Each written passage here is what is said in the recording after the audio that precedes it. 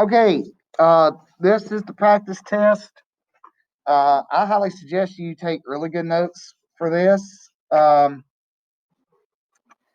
and pay attention for tomorrow's test. Remember, all your tests are open notes and stuff like that. Still waiting to hear about finals. Don't know. Which I mean, it's more likely going to have to be some type of Schoology type thing, anyways. So, but we'll go from there when we know some information. All right. It says if you have a circle with a center of this and a radius of this would be the equation, true or false? Well, the answer is true. Okay, remember that equation.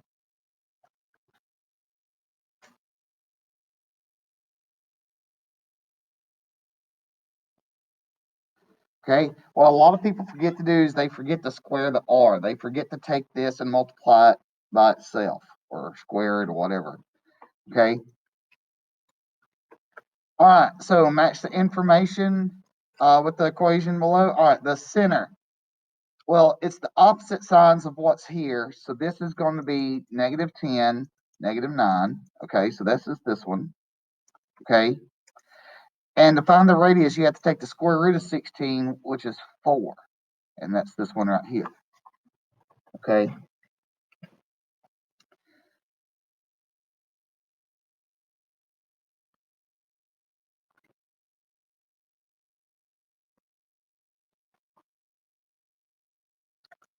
All right.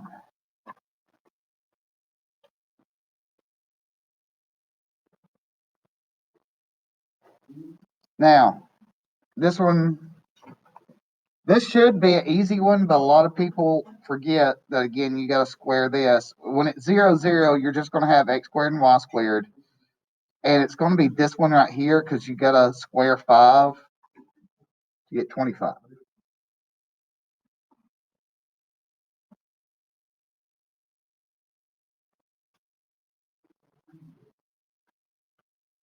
Now, I don't know how it copied down on the printout that y'all have for the practice test in class. It may have done part of this problem on 2 different sheets. I don't know. I hate printing these things out because it's like this long. So, all right. So, remember this equation, x minus h quantity squared over a. This is y minus k quantity squared over b equals 1. Okay. And your center is hk. All right. So this is going to be -3, +5. That 5's gross. All right. And that's this one right here. Your major axis is 2a. All right. So we take 6 and multiply it by 2, and we get 12. Okay.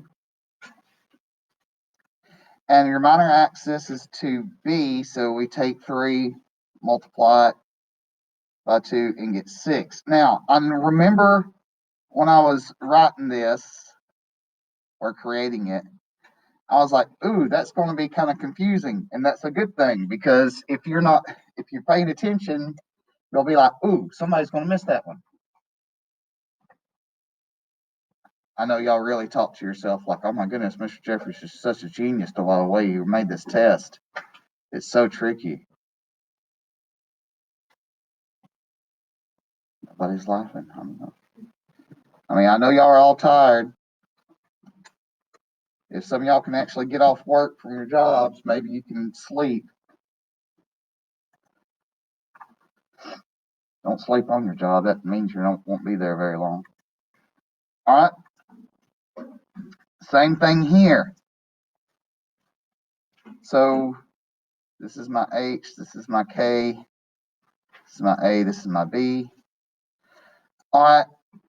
So our center is going to be 2, 7. Oh my gosh. Can't write. 2, 7, and that would have been this one right here.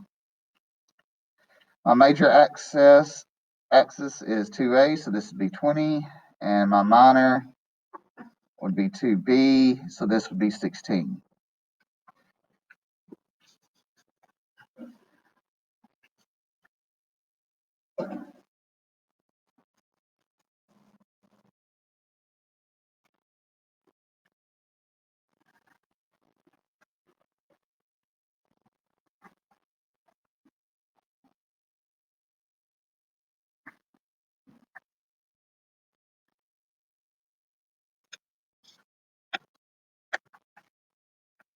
Okay.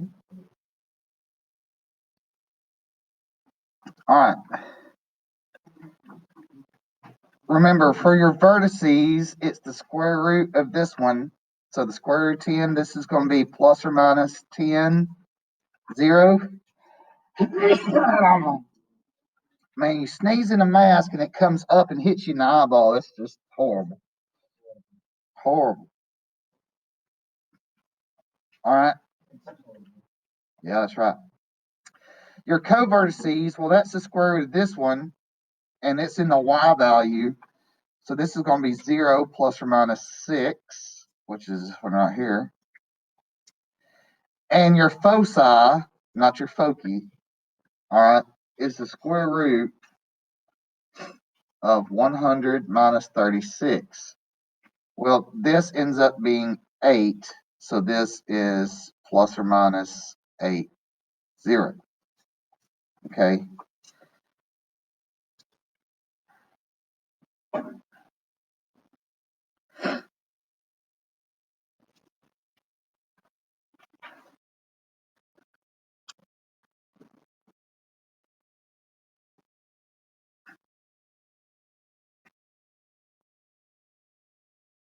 Now I'm trying to color code these so you know vertices is square root of this one, stuff like that.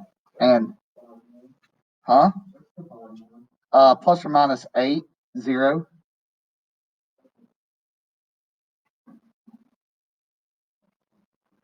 Can you not see it, or no, or you not read it? Well, there's two of y'all right at the same spot, and y'all are both sitting here squinting like this, and I'm like, either they can't see it or my handwriting is atrocious, which we all know my handwriting is horrible. So if you ever can't read something, let me know. I'll try to rewrite it or actually say it. Okay.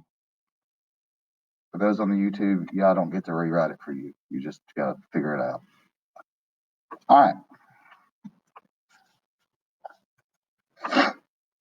So we're going to take the square root of this one for our vertice. And there is no square root of 15 that's a perfect square. So it's just going to be plus or minus square root of 15, 0. So that is this one right here.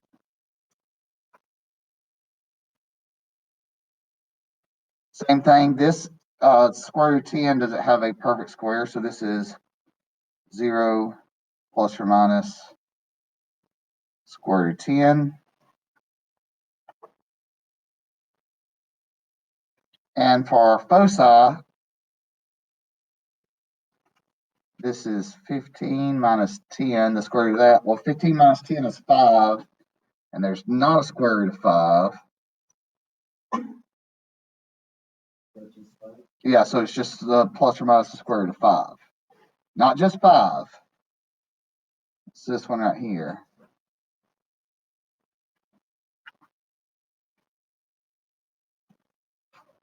Okay.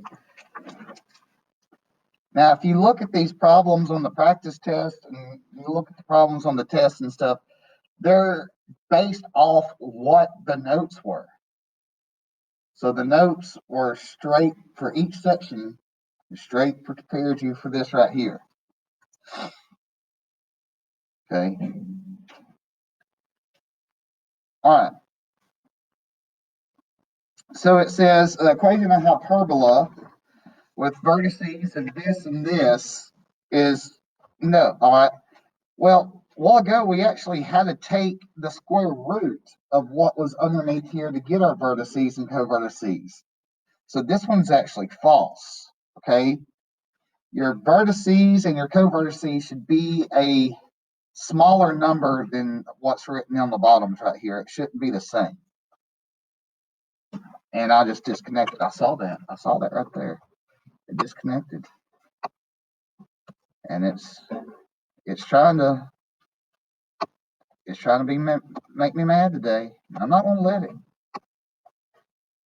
I'm not. It's not going to get to me today. No, not today.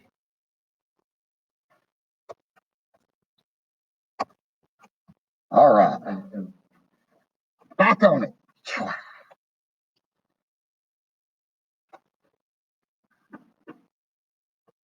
While we were virtual, did anybody, sit there as they were watching the lessons and I mess up and do something and I would have like a conversation with myself?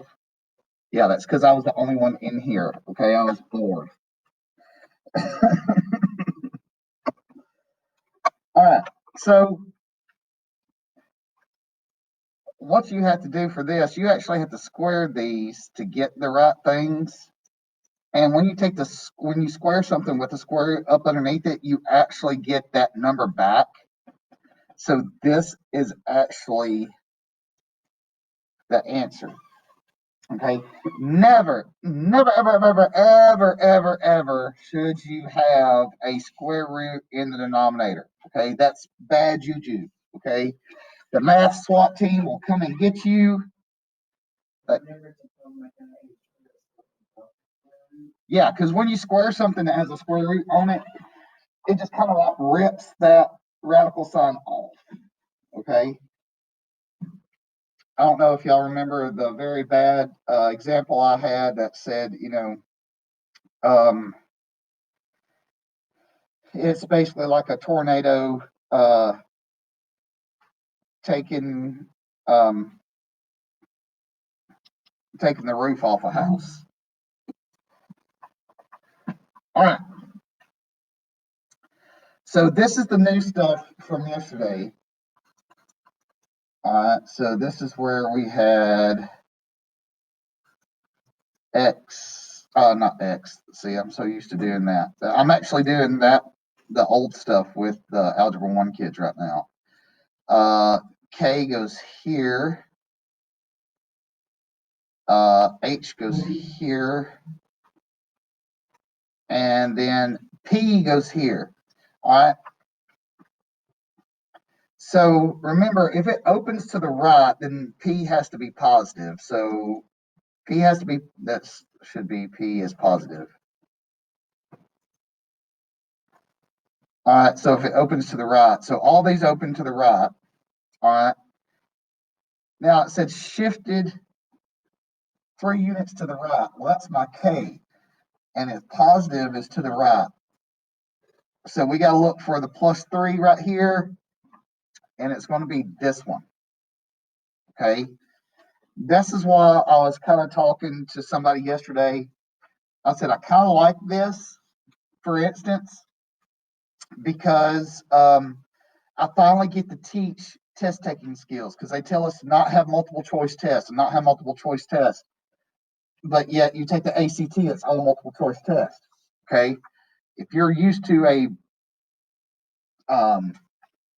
project or something type process type learning testing and you take the ACT, you're not going to do well.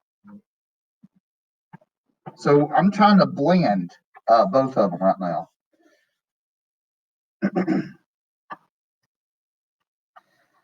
All right. So opens to the left, so we know P is negative. All right, 4 units to the left, so we know this is going to be a -4 for our H. And 2 units up, this is where it gets weird. It's going to be actually written as just a -2 right here for K. All right. So let's look at our choices. They're all negative. Yeah. And there's only one of them right here that has a -4 back here. Okay. And this one is actually the answer. This is actually how it should be written. And it's kind of weird. That I don't know if y'all picked up on it on the past two. I always said that the K for this one is the hard one to do because it's the opposite. So go with the easy ones that you know. You know what where P is, you know where H is. That's how you can easily find your choice. Okay. And I've seen ACT problems set up like this where they're basically, oh, they're the same numbers, different signs, and stuff like that to try to throw people off. So be smarter than, yeah, the test that you're having to do. All right. Now remember, you have a vertex of HK.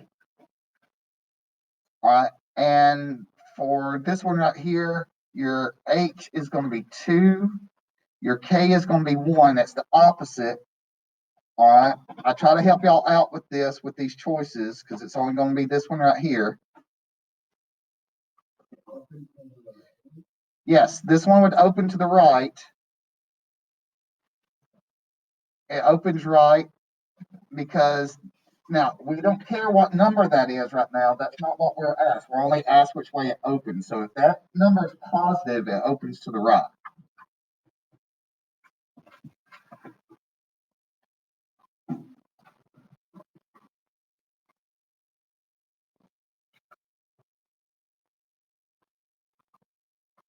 That number is positive, it opens to the right.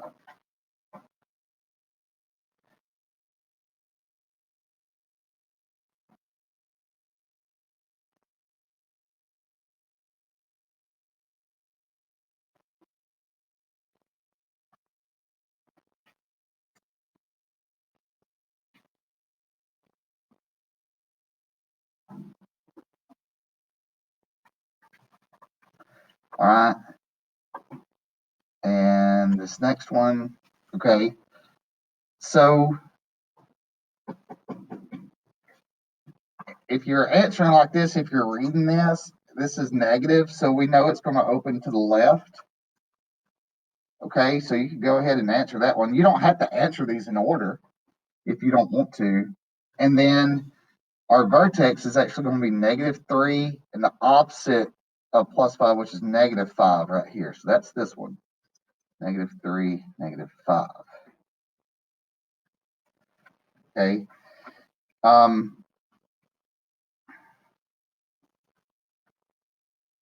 Again, just going straight from the notes with this.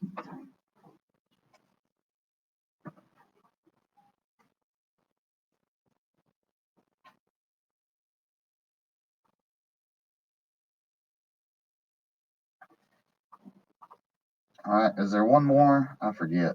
No, there's not. We're done. Hooray, good stuff. Good things. Roll Tide. Oh no. Yeah, roll Tide.